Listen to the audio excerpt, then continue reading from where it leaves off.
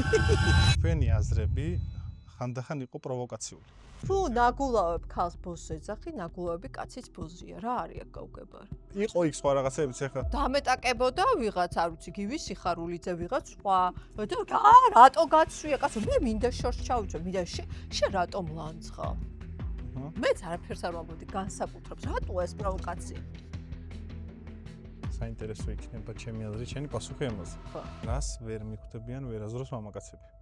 მე სიმბლუში მამაკაცებზე ძალიან მაღალი წარმოდგენის ვარ, ხო გონიათ რო არა.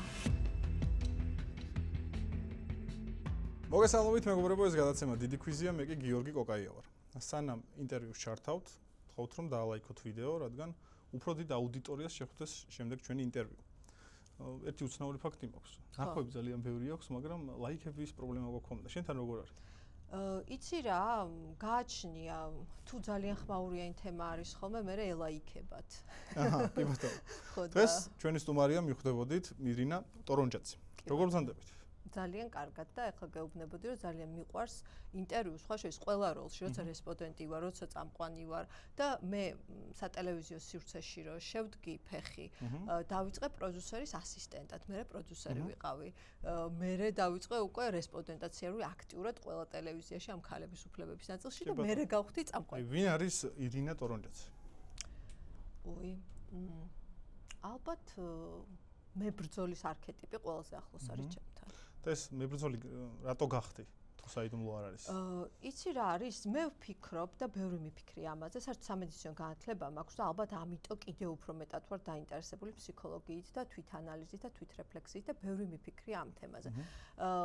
ხშირად ამბობენ, რომ აი გარემო, რაღაცა წინააღმდეგობები, რაღაც პრობლემები გაყალიბებს და ეს ასეც არის. მეც მსმენია ხშირად ეგ. თუმცა აი მე მახსოვს, უბრალოდ დეჩემი მიყვება ხოლმე და მეც აი როგორც კი ჩემი თავის მახსოვრობა მაქვს ბავშვობიდან ესეთი ტიპი ვიყავი. რაღაცა მე ამბობ, ხო მე ესე მინდა, ზუსტად ვიცოდი რა უნდა ჩამეცვა, აი პატარა ენა რო აიდგინო, მე უნდა ჩავიცვა ეს, არ არსებობდაო, რომ აი ეს არ მიხდება, ეს მიხდება, მე ესე უნდა ვქნა, ისე უნდა. ანუ მე მგონია რაღაც არის თანდაყოლი, მე მგონია რომ ჩვენი რაღაც აი სულიერებაში და ენერგეტიკაში რო წავიდეთ, რაღაცა დაკვეთით მოვდივართ ამ სამყაროში უკვე, რაღაც მისიით. ამის გჯერა? ამაში ღრმად ვარ დარწმუნებული. და საიდან გამომდინარე? იმიტომ ეს მგონია რომ აი წინაპრებიდან მოდის. აჰა, გენეტიკურია, ნუ? აი ნახე, მე რო გავჩნდი, ჩემი ისტორია, ჩემი გაჩენით არ იწყება. აი წინაპრებიდან მოდის და რომელი თაობაა ეს, საიდან, ეს ახლა ზუსტად ვერ ვიტყვი, მაგრამ აი ეს არის ეს ხაზი რა. ეს არ არის, შენც ყველა ეგრეა. ყველა ეგრეა, მაგრამ ჩვენი გაჩენით არ იწყება ჩვენი ამბავი. მოგვაქვს რაღაც მისია. ხო, მაგრამ ნახე, თქვენი აზრები ხანდახან იყო პროვოკაციული. ხო, ეს სატელევიზიო სივრცეშია. პროვოკაცია რატო იყო კაცმა? ანუ იყო რა, მე მახსოვს ჩემი ბავშვობის ასოციაცია იყო, რომ თქვენ ხართ ძალიან შემტევი ქალბატონი რა. ეს მოდი მე კომპლიმენტად მივიღებ, რომ შენი ბავშვობის დროს ხო, რაც იყო ეგრე ვამბობ. 15-16 წლის რო ვიყავი და რო გიყურებდი ტელეეკრანებზე. მართალი ხარ. ძალიან ისეთი შემტევი ნახე, ახლა მე ქალბატონი. გეტყვი, რომ 2x2-4-ს ვამბობდი სინაბლეში და ეხლაც მაგას ვამბობ, რომ აი რა ვთქვი, ქალსაც უნდა ქონდეს იგივე უფლებები, რაც კაცს. აი რა ვთქვი ესეთ პროვოკაციას. არაფერი ხო, ეგ ჩვეულებრივი ამბავი. იყო იქ სხვა რაღაცებიც ახლა. თუ ნაგულავებ ქალს ბოზს ეძახი, ნაგულავები კაცის ბოზია. რა არის აქ გაუგებარი? და ბოზები ნუ გვიკითხავენ მორალს, ამაზე ატყდა მთელი. კი, ეგ ამბავი. უკაცრავად, შენ თუ მეუბნები მე და მიზომავ მე ჩემ პარტნიორებს ან ასე ვთქვათ, პრეფერენციებს, მაშინ შენც იგივეს უნდა აკმაყოფილებ იგივე კრიტერიუმს. ამას ვამბობ, მეც არაფერს არ ვამბობდი განსაკუთრებს. რატოა ეს გამოხატვის ფორმა იყო რაღაც სხვა. გამოხატვის ფორმა იმიტომ იყო, რომ მაგალითად, აი მიმიწვევდნენ რაღაცას ვამბობ და დამეტაკებოდა ვიღაც, არ ვიცი, გივი სიხარულიძე ვიღაც სხვა და რატო გაცვია კაცო? მე მინდა შორს ჩავიწვე, მინდა შენ რატომ ლანძღავ? მე რა მაცვია? მე ჩემთვის ვსაუბრობ, არასდროს არ ამიწევია ხმისთვის. და შენ რომ მიყვირი, ისეც გიყვირებ, რომ შენი მოწონებული. ამაში იყო საქმე და მე ამოჭრიდან რომ მე თურმე კი შემიძლია ემოციურადაც მოუგებ ნებისმიერ კაცს. ახლა ფიზიკურად შეიძლება ვერ, მაგრამ ემოციურად ვერ მაჯობებს. ეგეც ბავშვობიდან გაქვს? კი. მე აი პატარა ასაკიდან, როგორ მზდიდა იცი ჩემს ოჯახში, ანუ 3-დანი ვართ და ანუ რაღაც ფემინისტურ გარემოში დედა, მამა და 3 გოგოშვილი. ფემინისტურის ზუსტი განმარტება რას ნიშნავს? ქალების უფლებებისთვის ბრძოლა, ანუ ქალებს უნდა ქონდეთ იგივე შესაძლებლობები საზოგადოებაში, რაც კაცებს. არ შეიძლება რომ უი შენ ქალი ხარ და არა შენ მათემატიკაში ვერ გაქაჩავ ან შენ უნდა დაждე მოქსოვო მე მახსოვს რაღაცა შრომის გაკვეთილზე ვქსოვდი რაღაც დამავალეს და მამაც შემო დამინახა დამიშარხუია სულ ეს რომ ჩემი შვილიო ქსოვდესო ამდენი წიგნიაო და მე ხო ვკითხულობ მამა ამ წიგნებს და არა ამაში დრო არ დაკარგო ანუ ჩვენ ესე გავგზარდეს ჩემ ოჯახში და გარეთ რომ გამოვედი და რაღაცა აი ჩემ კლასელებს ვიღაცებს ძმა მოაკითხა და კაფეში რატო ზიხარ მე გაოგნებული ვიყავ რას ვქვია კაფე მინდა კაფეში დავждე ანუ მე ლიბერალურ გარემოში გავიზარდე და მე მენდობოდნენ ჩემი მშობლები იცოდნენ რომ ჩემ არჩევას სცემდნენ პატივს ეგ არის ქალის არჩევას უნდა სცე პატივი იმას შეეშლება არ შეეშლება მორალურად მოიქცე ამორალურად მოიქცე მოდი რა თვითონ მიხედოს ამ ქალმა თავის თავს და ანგარიშს ნუ ჩააბარებს ნურავის ნურც მომავალ ქმარს ნურც დედამთილს ნურც საზოგადოებას ანგარიშს ბუღალტერიას ნუ აწარმოებენ ქალზე და თუ აწარმოებენ მოდი კაცებს ვაწარმოებთ აი ხშირად მსმენია ესე ვთქვათ საყავედურები მამაკაცების მხარეს ქართულ მამაკაცებზე თქვენი და აი თქვენი დაკვირვებით მაინტერესებს თანამედროვე ქართველი ქალების შეცდომა რა არის ჩემი საყვედურებით მსმენია მამაკაცების მიმართ არა როგორც არა ნახე აი ხა სწორად თუ განვარტოთ მე არ ვსაყვედურობ ქართველ კაცებს არაფერს არას უბრალოდ ესეთი აღქმა არის რომ მე ვამბობ რომ ძალადობა არ მოსულა ძალადობა არ მოსულა ნახე კრიტერიუმები ერთნაირი უნდა იყოს მათ შორის მორალური ქალისთვისაც და კაცისთვის თუ სამართლებრივი კრიტერიუმი ერთდაიგო ესე იგი მე რო კაცი მოკლა და შენ რო კაცი მოკლა ხო ერთნაირად გამგვიხილავს კი რა თქმა უნდა მორალური კრიტერიუმით ერთი და იგივე უნდა იყოს ჩემთვის თუ ღალატია ჩემთვის შენთვისაც ღალატია მორჩა ამას ვიძახ მე ვიძახ რომ 2x2 4-ია კაცისთვისაც და ქალისთვისაც ეს აღიქმებოდა საყვედურად არაფერს არ ვსაყვედურობ იყავით სამართლიანები აი ამას ვამბობ და ბევრი ქალი რო ამაში ამყვა და ბევრი ფოლოვერი აუკრიფე აი ეს გაღიზიანება წამოვიდა აქედან კაცების ხუდა ეხა შენ კითხვას რაც ეხება რა მითხარი ქალებს რაო პრობლემას რა შეხედავ თანამედროვე ქალი დადგა ძალიან დიდი გამოწვევის წინაშე, იმიტომ რომ ძველი ფასეულობები ჩაიხსნა, ანუ ცალსახად მხოლოდ დედობაში და ცოლობაში აღარ უწევს ქულას საზოგადოება. თქვენ რა როლს ხედავთ ამ ყველაფერში საკუთარი თავის? არა, ეგ კაია, ცუდი კი არ არის. ოღონდ ნახე კარგია რა თქმა უნდა ხო მე ჩემი წვლილი მგონია რომ შევიტანე მე არასამთავრობოებმაც ვიღაც სხვა ფემინისტ მაგრამ მე ჩემი შევიტანე ნამდვილად მე რომ დავიწყეს 10 წლის წინა ეს სიარული აქტიურად რესპონდენტად სხვა ეთერებში მაშინ ისეთ საოცარ კითხვებს ვამდენ ჟურნალისტები შეიძლება თმები ყალხზე დაგდგომოდა იმიტომ რომ გაგნებაში არ იყო არავინ ქალის უფლებები რას ნიშნავს ეხლა ძალიან წინ წავიდან თვითონ ჟურნალისტები მე მაგითაც ვხვდები რომ აი გენდერულად სენსიტიურები გახდნენ სწორ კითხვებს ამ სწორ თემებს არჩევენ. ისინი ვინც აი სექსისტი ოპონენტები უკვე მეათეჯერ რომ დამისვეს იმაში რა ქვია. გადაცემაში თვითონ გივსიხავთ რომ მე ლიბერალი ვარ. რას ქვია ქალმა როგორც უნდა ისე უნდა იცხოვროს. ოღონდ სრული სერიოზულობით მე მაგალითად გივსიხავთ იუბილეზე მივედი რუსთაველის თეატრში და გადავეცი საჩუქარი. სხვა შორის რაღაცა ის იყო სიმბოლური ეს რაღაცა ბიუსტი რომელსაც ეწერა მარად 25-ის და ესეც რაღაცა იუმორში გავაკეთე. ანუ იმის თქვა მინდა რომ ნახე არ დავთმობთ რა ქალის უფლებები აქედან და 400 წელიწადში გაუთანაბრდება კაცის უფლებებს რა ეს არის დათვლილი და ოღონდ ამას უნდა თანამედროვე წინსვლა რაც შეეხება ქალის გამოწვევებს რატო აქ იცი ხა ძალიან დიდი გამოწვევა იმიტომ რომ იმის გარდა რომ კარგი დედა უნდა იყოს მეუღლე უნდა იყოს ბავშვიც გაზარდოს პლუს დაემატა რომ სამსახურეობრივად კარიერულად წინ უნდა ხო ან ბევრი გამოწვევა მე მგონი ეგ ძალიან კარგია რატო არა აბა რისთვისაა გაქვს მოცემული სიზო ყველაფერი შეიძლება მოასწრო უბრალოდ მე მგონია რომ კაცები და მამები უფრო მეტად უნდა ჩაერთონ და ერთვებიან კიდევაც უკვე ბავშვის აღზრდაში ხო ვიღაცები აი ბიოლოგიურად ძუძუს წოვებას არავინ არ თხოვს კაცს ჩართვა ნიშნავს რომ თუნდაც იმ ცოლს შეუწყვე ხელი ქალს შეუწყვე ხელი ხო იმას დაეხმარე რაღაცეებში ეგეც ჩართვაა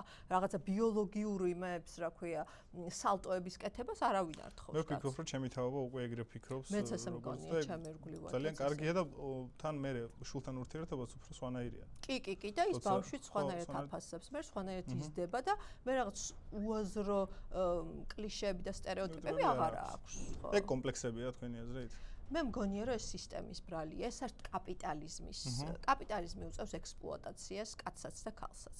კაპიტალიზმა და როგორც კი გაჩნდა კერძო საკუთრება, იქიდან მოყოლებული ჩვენ ვამბობთ, არ ვიცი, ალბათ 300,000 წლის წინათ, რომ ჩანასახები რო გაჩნდა ამის თქმა მინდა, როგორც კი გაჩნდა და ეხლა უკვე თანამედროვე ფორმა ამის კაპიტალიზმია, რას აკეთებს, რომ კაცს ეუბნება, რომ შენ კაცს მაგრა უნდა აპახაოს თავის თავზე, რომ ფული აკეთებინოს და ამიტომ უნდა რომ ვიღაც მას ემსახურებოდეს. ეს ვიღაც ცოლია იზის სახში, ამას ემსახურება, უთოვებს, აჭმევს და ეს კაპიტალისტზე მუშაობს რა, ეს კაცი ანუ სემლში პატრიარქატში კაციც მონაა და ქალიც. უბრალოდ კაცს აბოლებენ რომ შენ პრივილეგირებული ხარ და ვერ ხვდება რომ სინამდვილეში მონაა და ქალი პირდაპირ ჩაგრება და ამიტომ სოციალში პატრიარქატი მაგრა ჩაგრავს კაცს. ძალიან ბევრ რამეში და ძალიან ბევრი პრობლემა რატო არის თუ იცით აი ხა მე მაგ შემდეგი თემა ნარკო დამოკიდებულებაზე რატო არის ამდენი ნარკომოხმარებელი ალკოჰოლ დამოკიდებული თამაში დამოკიდებული რას გაურბის ეს კაცი თუ ასეთი პრივილეგირებული და გადასარევ მდგომარეობაში ვერ ხვდება კაცი როგორ დააბოლა კაპიტალიზმს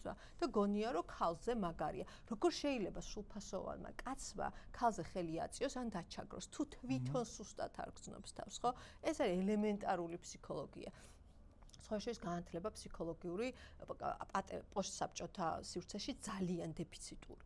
აი ნულისკენ მიისწრაფეს. რა თქმა უნდა მეც ეგრე არ იქნებოდა. ხო, დასავლეთი ამ ხრივ ფსიქოლოგი, საბჭოთა კავშირის ფსიქოლოგი გაგიგია ვინმე? ნუ ახლა ჩვენ ყავდა მამარდაშვილი ქართველი. მე დილეტანტი ვარ ამ საკითხში, მაგით ვიგებ. დიდი ფსიქოლოგი მაგაზე კი არ არის. ახლა მასე კლასიკას რო გადავხედოთ, ახლა რუსული კლასიკა, ფსიქოლოგებს ჟიბეს ჩაისვამდნენ, ისე რომ თქვათ, ახლა ფიგურალურად ახლა მე-19 საუკუნის რუსული კლასიკა, გენიოსებზე დგას, ხო, დოსტოევსკი, ტოლსტოი და ნუ პოეზია, ხო, საერთოდ ჩემი უსაყვარლესი პოეზია, მე-19 საუკუნის რუსული პოეზია, მართლზე პირად ვიცი და მგონია რომ ეს კიდე სხვა განზომილება, ეს არ ნიშნავს რუსეთის პოლიტიკას ან რაღაცა, მაგრამ ეს გამონაკლისი ის სხვა რუსეთია და ის არ არის საბჭოთა კავშირი.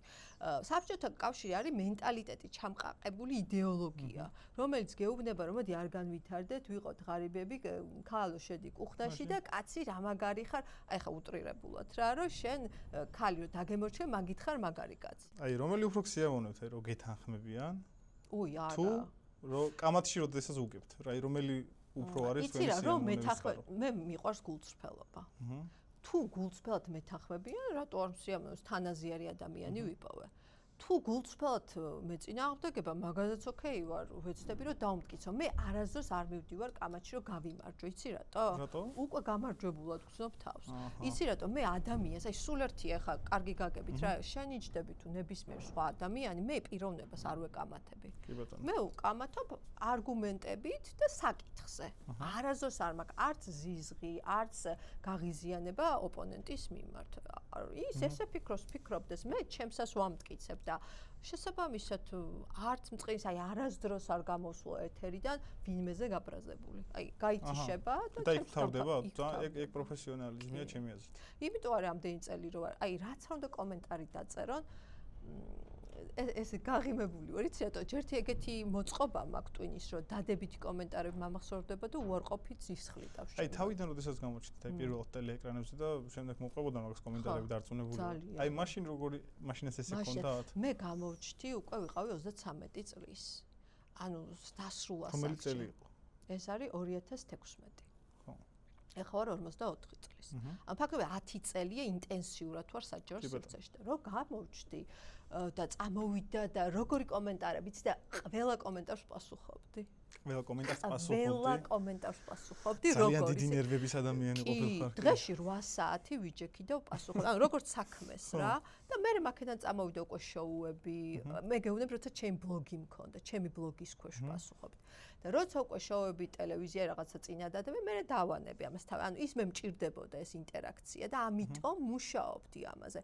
სხვა შეიძლება გინება იყო თუ უცენზურო სიტყვა ყველას ფერს პასუხობ და მე სხვები რო კითხულობდნენ მე როგორ პასუხობ უცენზურო კომენტარებს მიწერდნენ რომ რა მაგარი ხარ როგორ შეიძლება ამას ადამიანი ახერხებდეს ხო და ნუ მე რო არ მოგეშალოს და შენ ძინებით არ უპასუხო იმიტომ რომ მე ძალიან გამიჯნული მაქვს ჩემი ეკრანული სახე ჩემი პიროვნებისგან ისედაც ძალიან განსხვავდება ჩემი ეკრანული სახე ჩემი აი ვიწრო წრეში როგორიც ვერ იმისგან და იმდენად გამიჯნული მაქვს რომ აი ალტერ ეგოსავით არის რა ის ირინა ტორონჯაძეა იმ ვიღაცა რომ ნეგატიურ კომენტარს წეს ის აზზე არ არის მე ვინ ვარ ის თავის თავს ეჩხუბება ოღონდ მართლა კი ბატონო აი რო შევადაროთ ახლა 2016 წელს როგორიც იყავით და დღეს როგორი ხართ რა განსხვავებაა ხო ანუ მე თქვენი გადაცემები რაც მინახავს ხო უფრო 7 ხართ რა მაშინ უფრო ისეთი იყავით მაშინ ძალიან ემოციურიც იყავით ძალიან გაბრაზა იცი როგორი საგიჟეთებს ხვდები ეხა მე არ ვიცი აი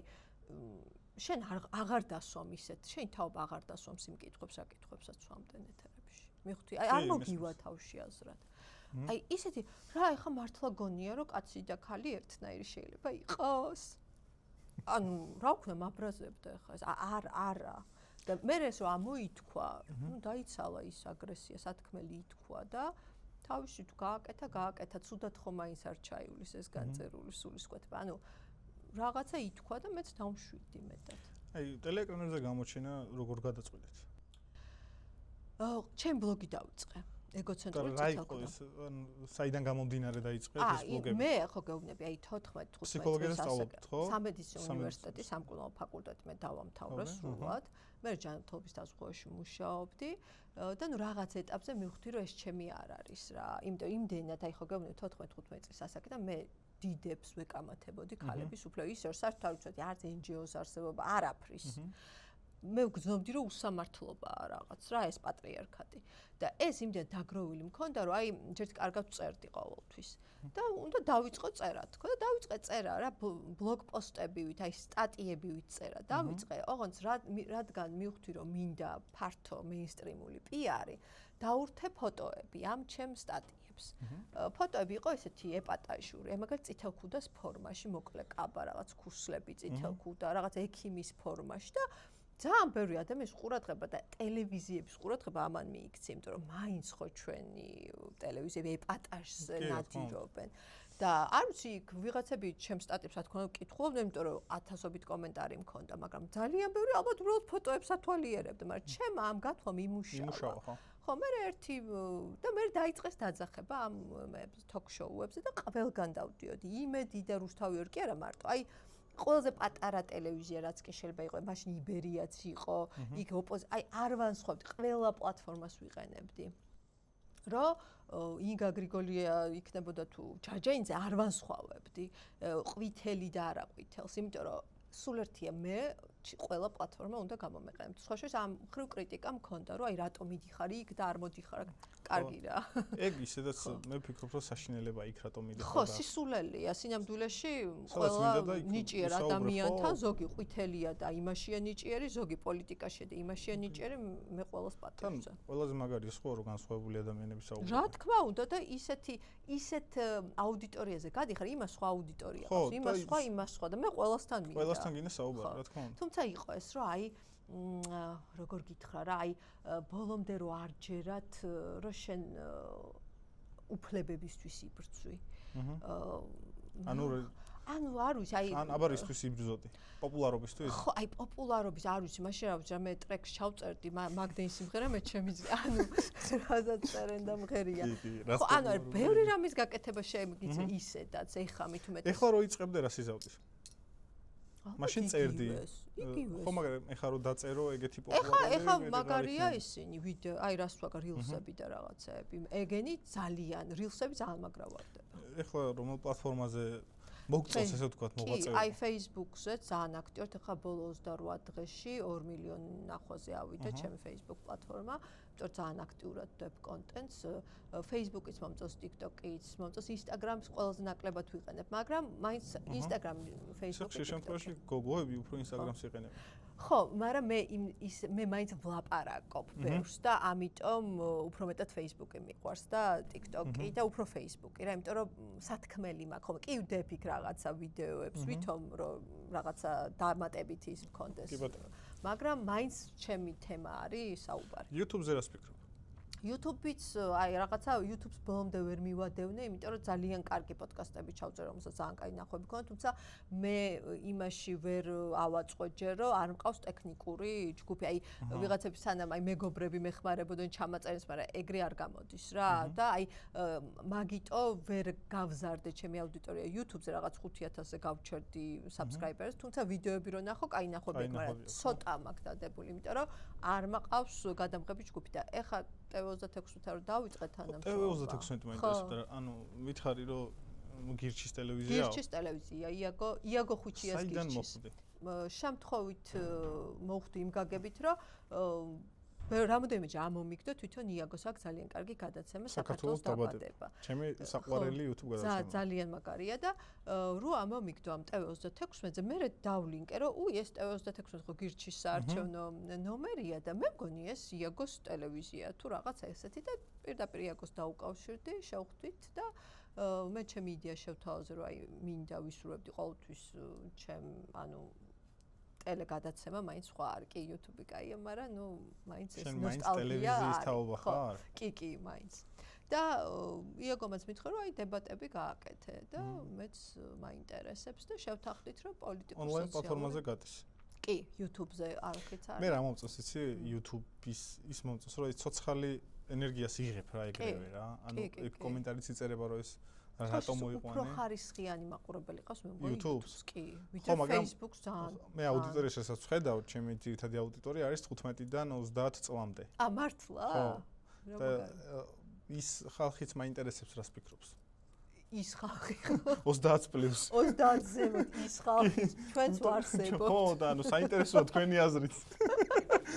მე სხვა შეს ძალიან უყვარვარ ჯენზი თაობას. კი. ძალიან. აი ქუჩაში რომ მივდივარ ხოლმე არ არსებობს დღე რომ არ მოვიდნენ ახალგაზრდები და ბოზები ნუ გიკითხავენ მორალს და რაღაც ხო ძალიან ტრენდული ის იყო რა ქვია. კი და მონაკვეთი. ძალიან მიხარია ხოლმე. UFC-ზე ქონდა გადაცემა. არა მე MMA-ს გულშემატკივარი. რა დაგვემართა აბა რას ფიქრობ? ეგ ძალიან ცხელი გადაცემა მქონდა მაგის მე შემხდარელები და მაინტერესებს ჩემი გადაცემიდან ჩემი აუდიტორიასაც შევუდგა. მე ცალსახად მგონია, ვერ დავიჯერებ. აი, საიდან ვიწყებ, ნახე, ის კი არ შეთქმულების თეორია. აი, არსებობს ალბათობის თეორია.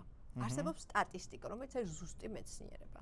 ალბათობა იმისა, რომ ილია თოფურია დამარცხებულიყო ჯასტინ გეიჯისა, იყო ძალიან დაბალი. ამაზე მეტყველებს როგორც სპეციალისტების აზრები, ამაზე მეტყველებს თვითონ ტოტალიზატორის ფსონები, ხო 1/6-თან იყო თუ არ ვცდები და ესე მახსოვს.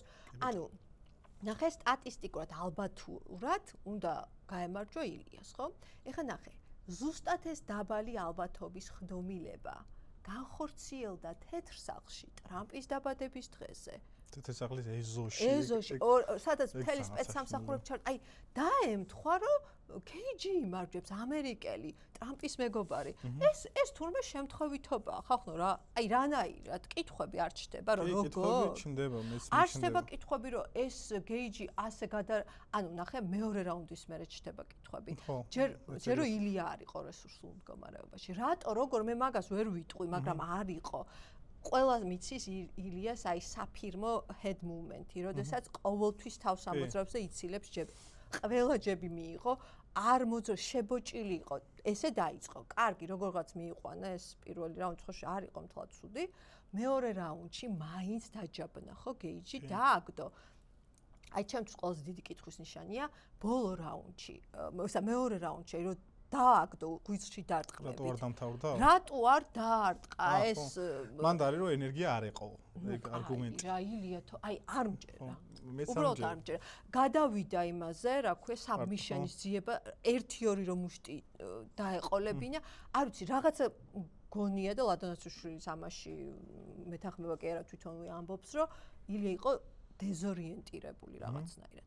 პლუს ამას ახლა ბევრი წელს მარიამ თოფური ამას თქვა ეს ჩვენი სპორტსმენი გოგოა, რომ ნუ იყო რომ ყვითელი ქუსლები ამ გეიჯის ის რომ მეორე რაუნდის მე ისეთი აღდგენილი შემოვიდა გეგონება ხო საერთოდ არ უჩვენია თან ისეთი დარტყმები მიიღო ნუ დოპინგის სუნი გვცემს ყველას.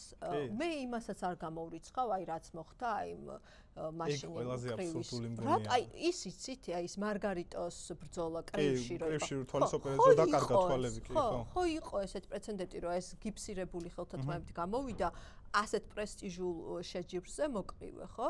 ანუ ეს არ არის შეთქმულებები და რაღაცა თეორიები. ამის რეალური შანსები არსებობს და ეს რო ყოფილიყო სხვა კონტექსტში, რაღაცა თუნდაც ესპანეთში. თუ ან ნებისმიერ ნეიტრალური კონტექსტი, არა თეთრ სახლში. ნუ მაშინ ვიტყოდით, რომ ნუ ხდება ალბათ ესეთი რაღაცებიც ხდება და აქ ვერ ვიჯერებ. მე რაც ხდებოდა სოციალურ ქსელში, შემჩნია ეგ. მე ამ შემთხვევაში ხო სულ სტერეოტიპების ხრევაში და სულ უმრავლესობას უწევე წინააღმდეგ, ამ შემთხვევაში მე და უმრავლესობა ერთ ასზე ვართ. მე ვეთანხმები, რომ აქ იყო რაღაც უსამართლო რა. უსამართლობა იყო, მაგრამ რას გულისხმობს? აი ილიამ გაყიდა ბრძოლა და რაღაცები. ილიამ გაყიდა ბრძოლა, რაღაც 1-2 შეიძლება სადმე დაწერა. არა, მე რომ მორჩა ბრძოლა, დაწერა ეს მე რაღაც თითქოს არ შევწუხდი და მე თან ისეთ რაღაცა ძალიან ემოციურად სუდად ვიყავი რა, იმიტომ რომ მთელი ღამე გავათენე იმედით რომ ეხა ილია ამას დააკლავს აქ და თეთრ სახლში საქართველოს დროშას ვნახო. რაღაცა ამ ემოციებით ვიყავი და რომ დავმარცხდით. მე თვითონაც რაღაცა ის ვიყავი, მე გამლახეს რა, რაღაც ეგეთი ემოცია მქონდა. ძალა გამოცხლილი და ამ კომენტარებს ვკითხულობდი უთხარი ბიჭებსაც, რომ მეთქი ვიდეო მინდა რომ ჩავწერო თქო, მაგრამ მე მივხვდი რომ ძალიან ცუდად გადმოვცემდი ამ ყველაფერს. იმიტომ რომ იქ იწერა რომ რაღაც ილიამ ბრძოლა გაყიდა. ნუ ალბათ ვიღაცა 1-2 ეგეთი მაგას გამოვრიცხავ მე. გაყიდვის იმიტომ რომ ილია თოფურია.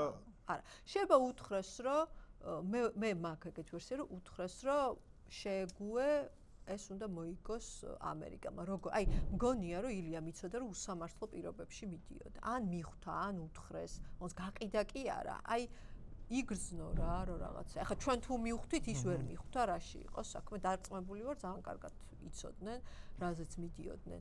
მე ესე მგონია, რომ რაღაცა ეჭვი ქონდა, იმიტომ იმდენად ან მართლა რაღაცა, არ ვიცი, რაღაც გამოსხივებით 1000 სპეცსამსახურება არ მოინდომონ და რასაც უნდა იმას ისა. ფაქტია, რომ ილია რომ გამოვიდა, არ იყო რესურსულ მდგომარეობაში. არ იყო ხოლმე მეც ეგრე მგონა. გადაცემას მინდა რომ დაუბრუნდე და თუ ყოლიათ ეგეთი სტუმარი, ვისი მოწვევაც გინდოდათ და არ მოვიდა. მინდოდა და ჯერ არა, ჯერ 2 თვის ვართ. შეიძლება აწი მყავდეს. ჯერჯერობით არა. ისეთი მაგარი პროდიუსერი მყავს, რომ თქვენ თვითონ არ მუშაობთ სტუმრებზე, თუ იდეას ერთად, პროდიუსერთან ერთად რეკავს პროდიუსერი და აბა ვინმეს არ უნდოდეს მოსვლა. უანდომებს? აუცილებლად. თქვენ თვითონ თუ უყურებთ თქვენ გადაცემას? აუცილებლად. რამოდენიმეჯერთან. კი. მე მაგალითად ჩემი ხმა მაღიზიანებს და აი მონტაჟის დროს რო უყურებ საბოლოო ვერსიას. მე როდესაც დაიდებ და იდროპება ესე ვთქვათ YouTube-ზე, მე ვეღარ უყურებ. მართლა მე პირიქით ჩემი თავი მიყვარს ყველაზე მეტად სულ ჩემ რილსებს ვაჭრევინებ ხოლმე.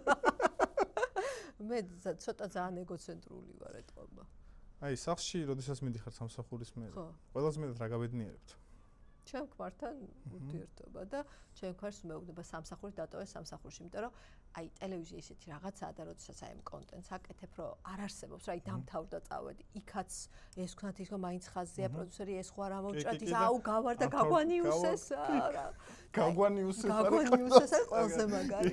გაგვანიუსეს. ხო ვიღაცები გვირეკავდნენ მაგალითად რომ ძალიან რო გავარდნილა რილსები, რომ და ლანძღავენ ხა კომენტარებში ხო ოღონდ გაალანძღინე ვინმე და აი აიღეთ ეს რილსი, მაგრამ აღარ შეიძლება ჩვენ მაგაზე აღარ გვაქვს წვდომა რა, ის რილსი დაიდო 13-ემ დადო მორჩა ხა წაშალეცა, ეს არ არის სერიოზული, ამიტომ ვერ ვიზამთ ეგეთ რაღაცას. და აი ამ ბავში რა და, მაგრამ ჩვენ ქმართან მაგ ეგ წესი, რომ სახში რომ მოხვალ, ჩახსენით და ნუ ხო, ნახე, ტელევიზია მოითხოვს ძალიან დიდ ადამიანურ რესურსს, ძალიან დიდ, აი ემოციურსაც, დროის ფაქტორის 24 საათი მუშაობა. მაგ დროს ვაშვები, აი ჩახურე ტელეფონი რო გეუბნებიან და იცი რა, პრიორიტეტს ვანიჭებ ხოლმე, ვანაწილებ რა.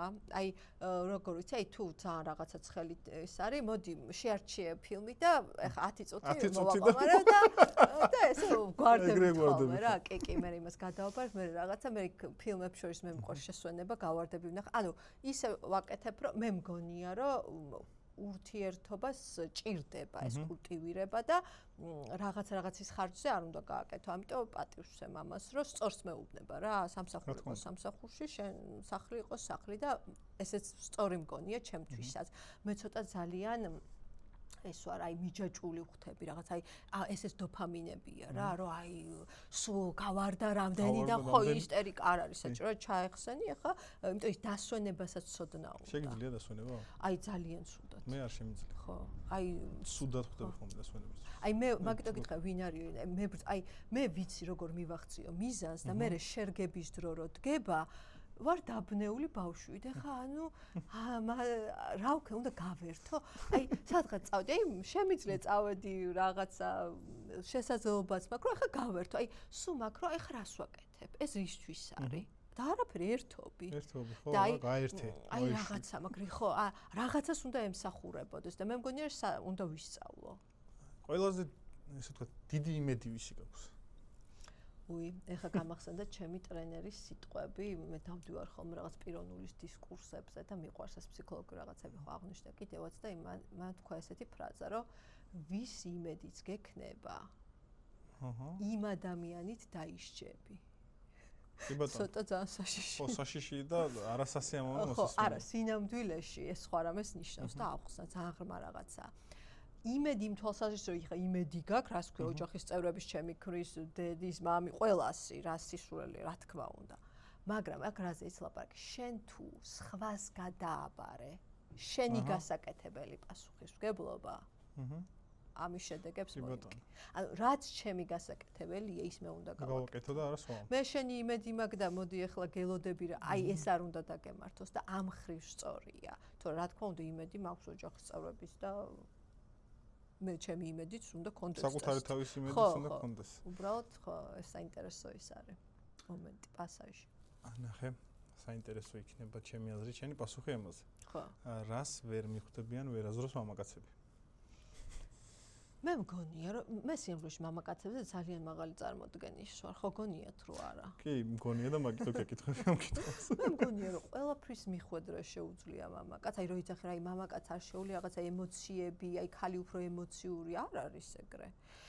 უბრალოდ კაც ამ ემოციებამდე მისასვლელი გზა სხვა აქვს, გასავლელი ქალს სხვა.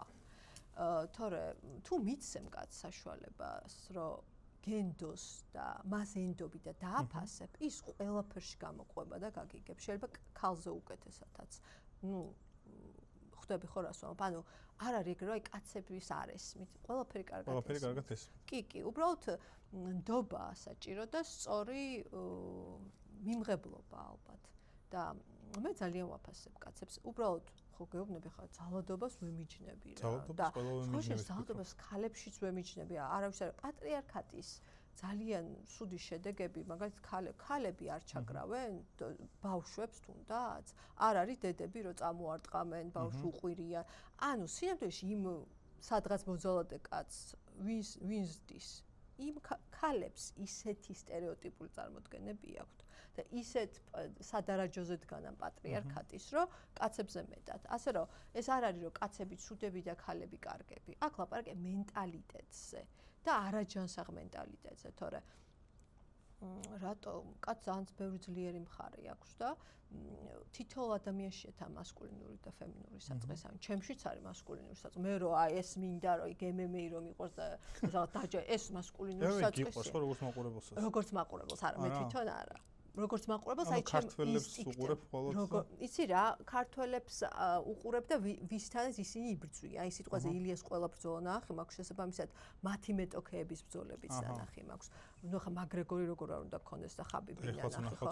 ეხაც ვნახავთ მაქს ჰოლოვეის და ანუ სინამდვილეში აი გრანდებს და ვიღაცებს უყურებ. ეხა ვიღაცები არის რომ აი არ მაინტერესებს ეხა მეინ ქარტზე თუ რაღაცა არის უკვე იქ აღარ ჩავდივარ რა და ძალიან საინტერესო მებრძოლების ყურება და აი ბრძოლის ტაქტიკის გარჩევა მიყვარს და კარგად მესმის სხვათა შორის აი უთქვამს ვინც ერკვევა რომ აი კარგად გძნობ ტაქტიკებს რა აი შეიძლება ტერმინი არ ვიცოდე ეს ახლა აფერქათი იყო თუ ეს რაღაცა ტრაიენგელ თუ რა ქნა მაგრამ გძნობ აი საიდან რა რის გაკეთება შეიძლება და სიამოვნებას ვიღებ ამისგან კი ბატონო აი ყველაზე კარგი რჩევა რა მიგიღია?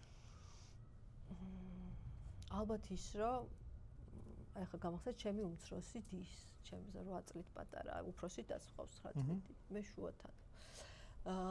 უთქვამ უმითხრა ერთხელ ძალიან ისეთ კრიზისულ ეს დეპრესიულ პერიოდში ვიყავი ადრე გეუბნები ალბათ 27 წლის ასაკში რომ უთქვამს რომ მე ვხედავო რომ შენ ყველაფერი გამოგივა ისე როგორც გინდაო და ენდეო რა შენ თავს ესე იგი მე 27-ის ვარ ნატო არის 19 წლის ისე გულწრფელად მითხრა ეს რომ დავიჯერე თან ცუდად ვიყავი და რაღაცა შევწვით ამამახსოვრდა რომ მეთქი რატომ ეშინია ხო და ეგრეც აღმოჩნდა მე რომ რაც დავისახე მიზნად მე თვით ჩემ ცხოვრებაში პირადში იქნებოდა თუ კარიერულად ყველაფერი გამოვიდა მაგრამ ძალიან დიდი წინააღმდეგობები გადავიტანე ფსიქოლოგიური ანუ ბევრი ბრძოლა აი ბევრი თვითგამორკვევა დეპრესიული პერიოდი ეს ის პერიოდია როდესაც ეს არის პერიოდი როცა მე ვანებებ თავს ჩემს სამედიცინო ასე ვთქვათ სფეროს და მივდივარ საჯაროობაში აი ეგ პერიოდია და ეგ არისო ადვილი იმიტომ რომ სამედიცინო განათლება მაქვს უმაღლესი მუშაობ და მოდიხარ სამსახურიდან და სადაც ხელფასი გაქვს ყველაფერი გაქვს აკადემიური ოჯახი და მშობლები მათემატიკოსები და ექიმების ოჯახი ვართ მეცნიერები აი ძალიან მამა პროფესორი აი ძალიან აკადემიური ოჯახი და მე თვითონ ფრიადოსანი ძალიან კარგი სტუდენტი და ამას ვიბახელებს და მივდივარ მზეში პროდიუსერის ასისტენტად სამუშაოდ ზე როგორ მიყვარდა ეგ ტელეარ წარმოიდგინე აი ჭიქებს გამოსაცვლელად და გაგიჟდნენ რომ რა არის მზე ძალიან ისეთი რაღაც ჩემი ბავშვობის ის არის რა საყვარელი ეს ლოგო რომ მახსენდება მზე ძალიან მაგარი არა ეგ ძალიან მაგარია იმიტომ რომ აი მე ყოფილი რა ის უფრაზე ყოფილი და მართლაც ჩემ ხელში გაზდილი გოგოშკები რომ აი მედაქალებიან და აი ამ ხელები რომ მახსოვს ძალიან მაგარი შეგრძნება სიამდვილეში ეს ძალიან ბევრი ნიჭიერი ადამიანი იყო მე როგორც მახსოვს და აი ნაზღაიძე ეს რა ქვია ჯაჯო მაკაშალიკაშვილი მაგათ პროდიუსერი ვიყავი მზესუმზირებს რო აკეთებდნენ და მაქედან გავიცანი ახლა ნაზღაიძესთან მივალ სტუმრად სარგასტიკაში აჰა კი ბატონო ხო და ეგრე გასაგებია ბოლოს მაქვს ესეთი რუბრიკა აბა ტოპ 5 და საინტერესო იქნება ტოპ 5 ქართველი მამაკაცი თქვენთვის ვინ არის ჩემთვის ტოპ მამაკაცი არის ჩემი ქმარი კი ბატონო გარეგნობით შინაარსით აი მართლა აზრად არ მომდის ვინმე სხვა ალბათ ძალიან კარგებიც არიან მაგრამ აი არაზოს არ მიფიქრია მაგ თემაზე და ახლა მოგატყუებ რომ დავიწყო არჩევა ხო თავიდანვე ახსენე რომ პირდაპირ და გულახდები ვარ კი ნაღდად ფსიქოლოგი ხარ იმიტომ რომ ეგრე გეძახიან ყოველ შემთხვევაში და სტატიებში ხშირად წერია რომ ფსიქოლოგი მართლა ხო იმიტომ იმდენად სულ ფსიქოლოგიურ პოდკასტებს და ინტერვიუებს ვაკეთებ ალბათ როგორი წამყვანი ვარ როგორც ფსიქოლოგმა რომ შემოვხედო სხვა შეეს კარგი იმიტომ რომ ბევრ რამეში გულწრფელად გავიხსენი და ბევრი ვილაპარაკე და წამყვანის ფუნქცია ეგ არის სხვა რესპონდენტს სხვანაირად მე მიუდგა მე როგორი ტიპის რესპონდენტიც ვარ შენ კარგად წაიყვან იმიტომ რომ მე ვარ ძალიან ბევრს ვლაპარაკობს ეგეთი რესპონდენტი ზოგი არის რომ უნდა ამოქაჩო იმას კიდე სხვა მიდგომა ჭირდება იქ რაღაც შენის მოყოლა გჭირდება რაღაც აი შენ ჩემ შემთხვევაში სწორი სტრატეგია აირჩიე რა მე რო ყოფილიყავი რესპონდენტი რომელიც აი ხო ზოგჯერ არის ხოლმე აი მოვლენ და არ ლაპარაკ არ უყარცაობა და მე მაქრო რატო ჩემს ანახავად მოხვედ მაგრამ მაინც უნდა მოუძებნო რაღაც ეგ ძალიან რთულია ის სხვადასხვა მქონია შემთხვევა მაგრამ მე არა უშოს რესპონდენტის მაგივრათად შემილია ლაპარაკი ხოლმე კი ბატონო ძალიან დიდი მადლობა მადლობა შენ წარმატებებს გისურვებ წარმატებები თქვენ თქვენ კი კომენტარებში დაწერეთ და შემდეგი რომელი სტუმარი გესიამოვნებათ დროებით